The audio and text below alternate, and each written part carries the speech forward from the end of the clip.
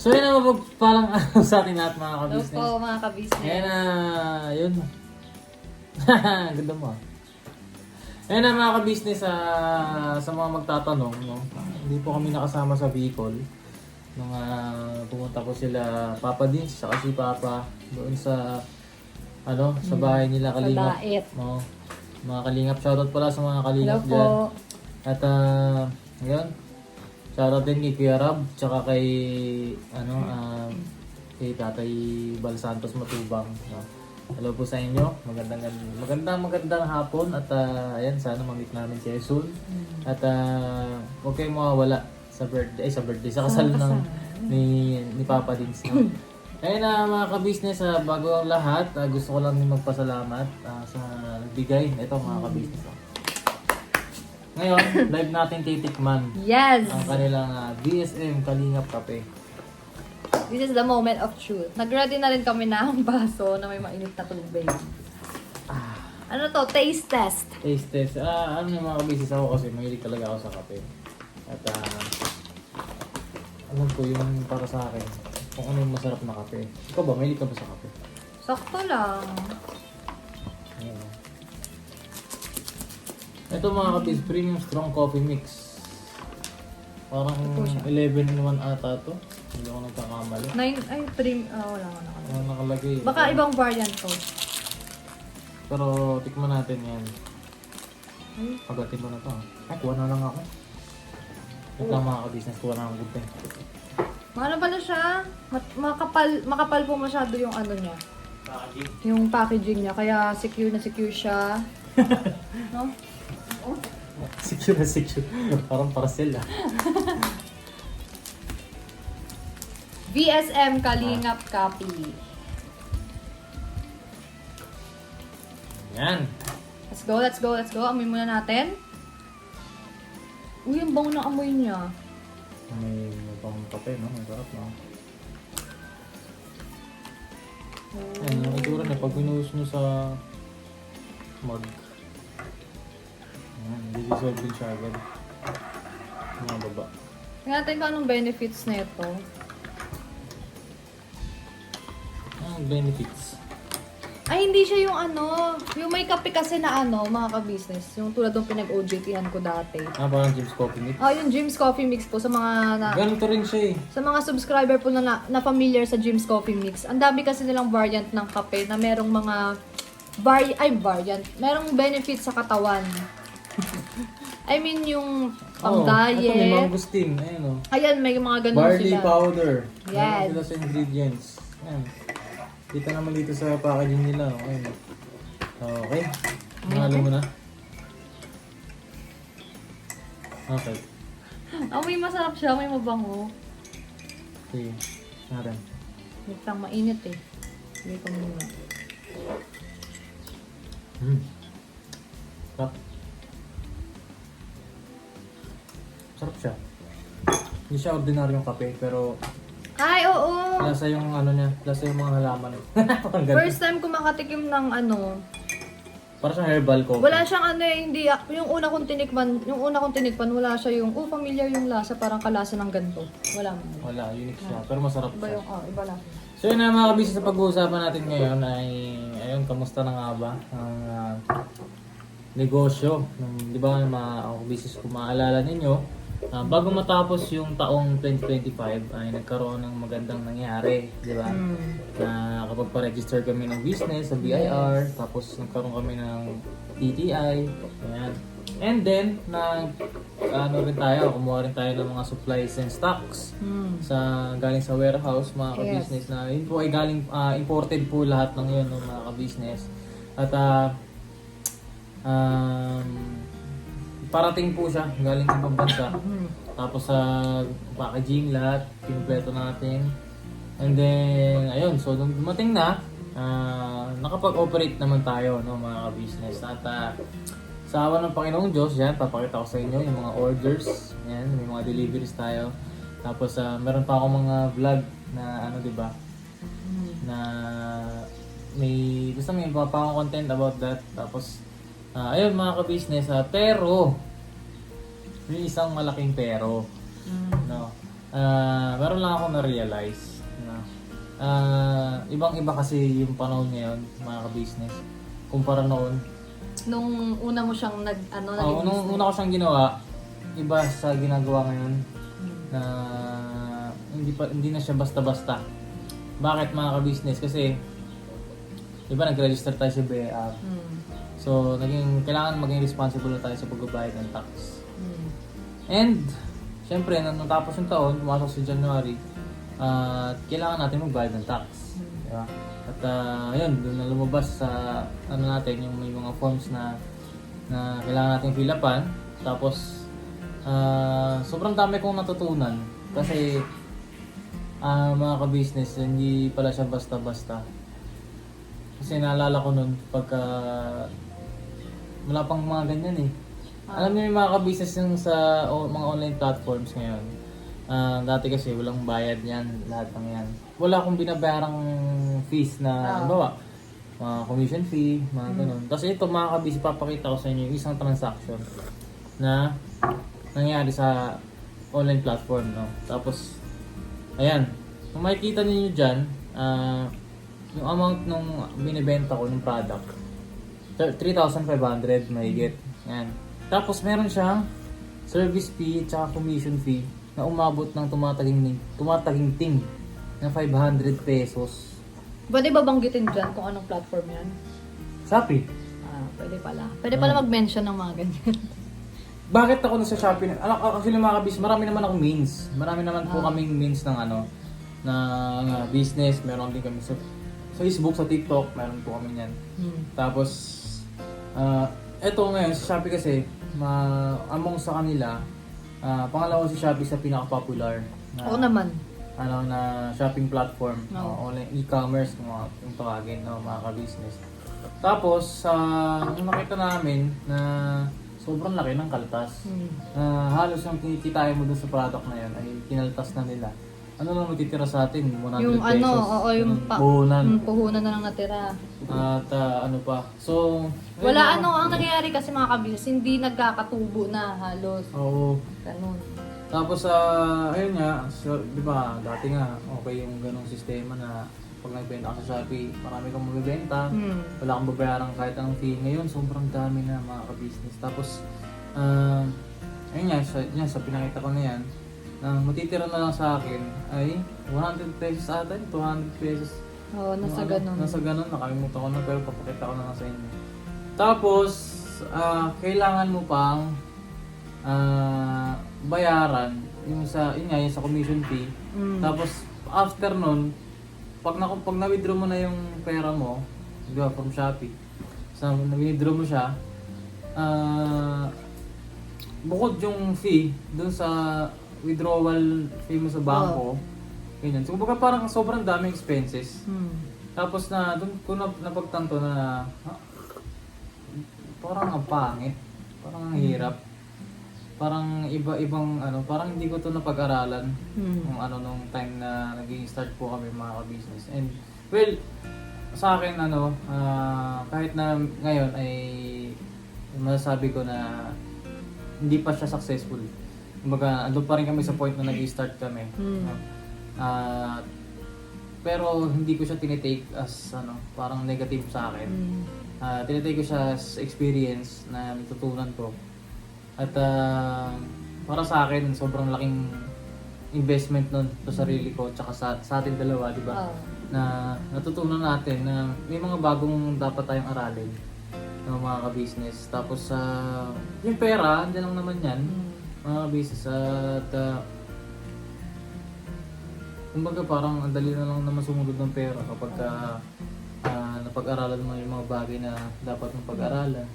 Pero nakakabenta po kami mga kapatid. Oo, mga ka-business. Lalo sa Facebook. No? Sa Facebook, mga ka-business, yun ang pinaka naging saving grace ko din. Kasi nung time na sa Shopee, laki ng kaltas.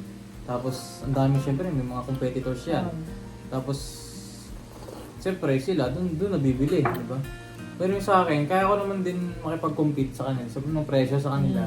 Ang problema nga lang is yung kaltas. So, sila kasi kaya na nila, dahil medyo malaki na sila eh. Malaki na yung, yung company nila. So, sa kanila walang problema magkaroon ng ganung klaseng kaltas or I don't know, kung paano nila in-handle yung mga ganun. Pero sobrang laki talaga. Ewan ko lang sa mga kabisnes natin dyan, na kung meron man kayong shop sa Shopee or sa TikTok. Di ba mga kabisnes, ang laki ng kaltas. Parang kung nagbayad ng renta. Ganon. Tapos, kasi kung halimbawa sa renta, kung magre-renta tayo ng pwesto, commercial building, papalo ng 10 to 20,000 per month. Eh kung yung sales mo, umabot din ng 10 to 20,000. Pambayad mo na lang sa renta. Oo, tama. Mga ka-business. Kaya ito, mga ka-business, tinake namin to as a huge learning para sa panibagong opportunity na naiisip po namin, no, mga ka-business. Sana, ito, mga ka-business, itong naging business namin ay alam ko naman na hindi po kayo ang target market, no? At naiintindihan ko. Kasi may mga nag-measure sa page. Opo. No, magkano ganyan. Opo. And then, mapupulat sila, bakit ganito yung presyo. Tapos, hindi naman para sa kanila yung product ng mga ka-business. At naiintindihan ko po kayo. At salamat po ng marami sa mga, nagme-message. At nag-i-inquire. Ayan, salamat pa rin ng napakarami sa inyo. Kasi, parang para sa akin, nung nag-inquire sila, talagang andun yung puso nila na sumuporta sa atin. Sumuporta. Diba? Meron pa nagtatanong doon para raw sana sa mga apo nila, ganon. Diba? Pero eventually, hindi naman natutuloy yung transaction. Pero okay lang yun, at least nag-inquire po kayo. Oo. At salamat ng napakarami. Tapos, ito na nga, mga ka-business. Opo, ano po kasi kami, hindi kami mag-i-stick sa isang business lang, di ba? Nag-brainstorm kami nila. 4 kami, mga ka-business. Or 5. 5. Kasama si Budang. Oo. Nung nagpunta kasi kami ng Pampanga, mga kabis. 5 kami nasa Everest ni Paps. Tapos napag-usapan namin, napag-aralan namin kung nasan ba kaming field. And nakita namin sa analytics ng YouTube namin na mostly ng mga viewers po namin ay malapit na mag-senior at mga majority mostly na malapit na mag-senior at mga senior na. So nakaisip po kami ng isang business idea na sana ay inyo pong suportahan, di ba? Speaking of business, di ba? Ito nga mga ka-business. Ang dami nang bumili na ito sa Shopee. Ayan. BSM Kalingap Kape. Yung sa amin naman mga ka-business, hindi naman kape. No? Kasi marami nang nagkakape. Mga ka-business, yung napag-usapan namin noon, kasi 'di ba mga ka-business, ang isa namin, yung family business kasi namin ay related po siya sa mga makinang panahe, 'di ba? Ngayon, naisip namin na bakit hindi namin pasukin since nandun na kami sa clothing industry, 'di ba? Na kami naman yung magtatahi. No.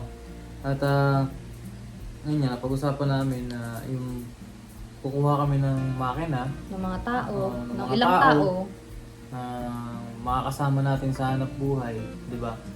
Yung mga skilled na mga mananahi, yung mga gumagawa ng pattern, yung mga nagugupit, nagtakat, at bumubuo mismo ng damit.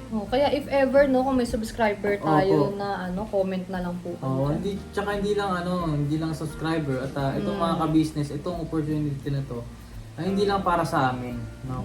Kasi isa pa sa naisip din kasi namin na para rin makatulong po kami dun sa mga taong naghahanap ng pangkabuhayan nila na income, di ba? Ang trabaho na pagkakakitaan bilang isang mananahi ng mga ka-business. At sana suportahan nyo kami. So ito na nga yung mga product na naiisip po namin. Hey! Yung mga doggies nila mga kabis naglalaro eh. So ayun ito na nga yung mga products na naiisip po namin. Sige Miss Jal, ikaw na Una po kasi namin napag-usapan, mga dress. Diba? Bakit mga dress? Bakit napunta Bakit doon? mga dress? Kasi sa pang-church po, ganyan. Parang sabi ko nun, pasukin natin yung mundo ng mga nagko-customized dress. Ganon. Pero mas may naisip sila kuya. Si kuya or si Ate Jam ata nag-suggest nun na since mga senior nga raw yung namin.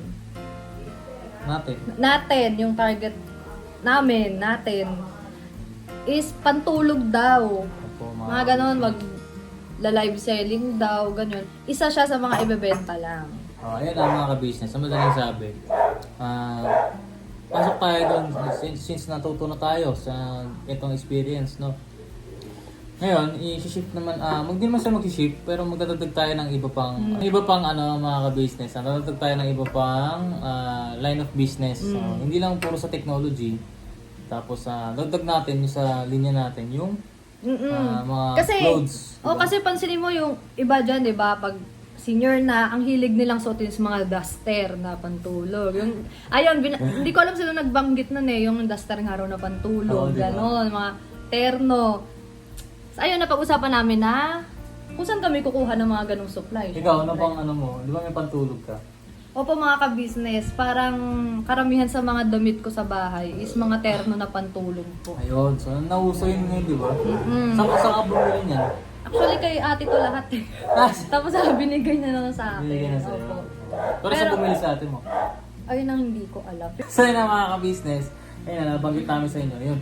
Marami kaming tatahiin, no?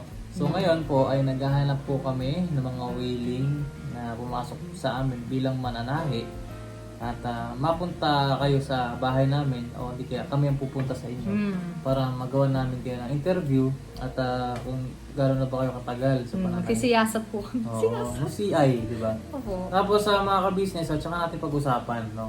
Basta makilala muna namin kayo. Ito mga ka-business preferably, yung skilled, no? At yung kaya talagang mag-handle ng mga ganyan. At lahat naman po kayo ay well compensated po lahat ng inyong efforts. Naubos mo na yung kape Sarap kasi talaga. Oo. Lahat po kayo ay well compensated at mapag-uusapan naman natin yung patungkol din sa bagay na yan. At ayun, gusto namin sana mangyari. Tapos hindi lang mga pantulog. Siyempre, meron tayong mga formal dress, mga barong, Yes. mga punda, kumot, bedsheet, Yes. lahat yan mga ka-business. At alam kong may enjoy nyo yan. Kasi alam ko yung mga supporters tayo na naghahanap din tayo ng mga naghahanap din sila ng mga ganyan. Ayun mga ka-business, sana supportahan nyo kami. Alam mo ba? Nakaka-excite. Nakapag-try ka na ba manahe? Actually, mga ka-business, hindi ko alam kung masabi ko ba ako ang mananahi sa bahay. Kasi hindi ko alam kung saan ako natuto. Si mama bumili pa dati ng machine, yung maliit po na tahian mahal. Oh, asan na yun? Yung ganyan, wala, tag 300 ata yun sa Shopee. As in, tatahi talaga ako nung diga nun. Feel ko yung may tinatapakan ako. Tapos aandar talaga yung makina. Mukha lang siyang laruan mga ka-business, pero ang laking tinatahi mo tulong nun? niya. Mahilig kasi akong mga ka-business. Kapag yung dress is maluwag sa akin, finifit ko talaga siya. Tapos kapag yung manggas is masyadong malaki, ginagawan ko siya ng garter dito para sumikip. Mga ganun. Marunong ka ng ganun? Oo, nilalagyan ko rin ng garter yung bewang ko paikot. Basta kaya kong liitan yung dress, ganun. Mahilig ako magtahi-tahi. Kaya ata bumili si mama nun. Or ewan ko, trip niya lang ata. Ganon. Ako naman, nakakapagtahi lang ako pagka nagde-deliver kami ni Papa. Tapos titestingin yung makina.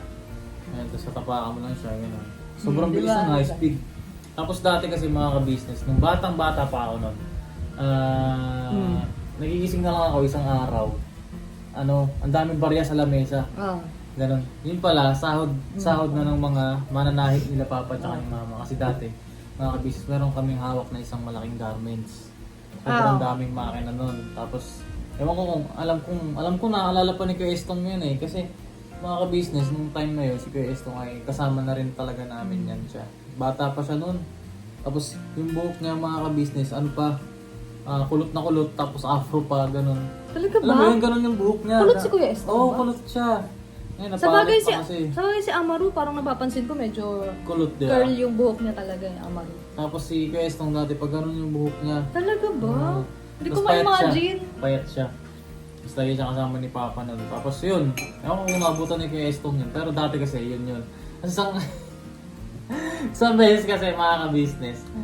Ulitin mo. So yun, yaman lang yun. So yun kasi mga ka-business, yung isang beses kasi nun, pumasok ako sa garments namin. Kasi bukod yung bahay namin, bukod yung garments. Ewan ko saan ko ba nakita yun? Na?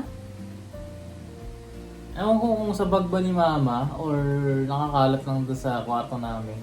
Akala ko kasi yung sachet, para siyang candy. Ah! Pwede ba inikwento dito? Okay lang yan. Akala ko sachet siya na, ay sorry. Akala ko candy siya. Oh. Hindi, kinuha ko yung sachet na yon. Marami siya, mga isang direct, para siya ganito. Ganito yung sachet niya. Ayan, ganon. Tapos kinuha ko, tapos pumunta ako sa garments. Binuksan ko yung sachet. Akala ko candy. Inamoy ko. Tapos sabi ko, ano to? Tapos ano? Tapos, pinalobo ko. Oh. Ako kung maalala to nila Papa. Oh. Pinalobo ko Saan ako siya. nakatira niyan? Sa kamarin to eh. Ah. Kamarin natin yung sa Ladro. Ewan ko saan yun. Tapos ano, sabi ko, inamoy ko siya, mabango siya. Tapos pinalobo ko siya. Oh. Tapos nung pinalobo ko, binitawan ko siya. Tapos lipad-lipad siya sa buong garments. Tapos nakita nila tito. Tapos nakita nung mga trabahador. Tapos tawa sila ng tawa. Yung pala, ano siya, condom Ilang siya. taon ka nun? Anong yung taon ba ako? Kasi 6 years old is grade 1. Parang kinder ata ako nun, ganun. Mas makulit ako na bata.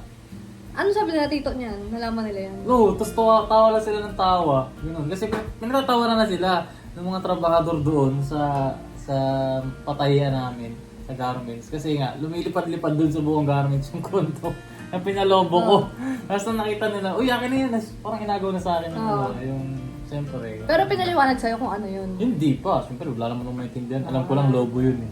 Ganon. Ayun lang. So yun ang mga ka-business, pukwento tuloy ako ng kapilyoan ko ng bata. Salamat ng marami sa pagsama sa amin at ayan, good luck ulit sa ating salamat pala ng marami no, sa mga nagsabi sa amin ng nag-wish ng luck sa amin nung last year. Yes. At so madaling sabi, hindi pa po successful yung aming business. Ngayon papasok ang January, ng February, 2026. Pero alam ko, pag napag-aralan ko ng mabuti to, sama-sama tayo magpapayaman. Yes. Sama-sama Kaya tayong aangat sa buhay. Ayun syempre hindi lang tayo at saka makatulong din tayo no, sa mga tao na nangangailangan. At yun, mga kabisa, salamat ng napakarami. Excuse po. Ng napakarami sa pagsama sa amin at sana ay na-inspire kayo sa amin. At isa pa, please help us mga ka-business. Pakisuportahan kami muli dito sa aming papasukin na panibagong negosyo. At update namin kayo kung saan namin siya ilalagay, kung ano na bang Kung kailan, saan. Pero mga ka-business, this 2026 abangan niyo po. No? Baka pagtapos na ng kasal nila Paps para ewan ko depende. Ayun na mga kabis, salamat ng napakarami sa pagsama niyo sa amin. Never say goodbye.